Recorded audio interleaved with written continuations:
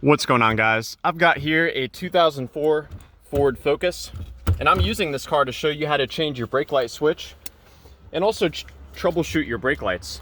So to start with, we're going to be looking at fuse number 42. Power from this fuse is used for the brake lights, and it's going to be right here, this 15 amp fuse.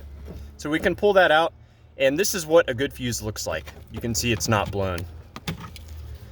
So now we reinstall that, and I'll show you where you can find the brake light switch. So starting at the brake lever, looking upward, we're actually going to find two switches here. The bottom one is your brake light switch. The one above it is the brake pedal position switch. That fuse I showed you earlier provides power to your brake light switch on the green yellow wire. So let's go ahead and disconnect this here.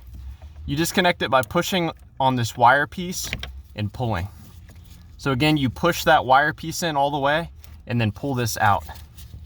So this green white wire carries power.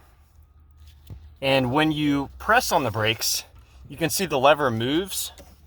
The lever will move away from this plunger, and that will cause the green white wire to get connected to the green red wire. So you yourself can connect these two pins together with a wire or maybe even a paper clip, and that should result in your brake lights coming on. You will notice there's a third wire, the green yellow wire. That just goes to your other switch here. This one is used for the cruise control. Now there can also be an issue where your brake lights stay on. That can occur if this piece breaks away, this metal bracket piece, but it's not very common. Now, as far as removing your stoplight switch, you rotate it clockwise, so about 45 degrees. So I'll show you that again. You clockwise, and then it will come right out like so. When you install the new part, you just line it up here, insert it into the bracket, and then rotate it counterclockwise to lock it in position. At that point, you can reconnect it.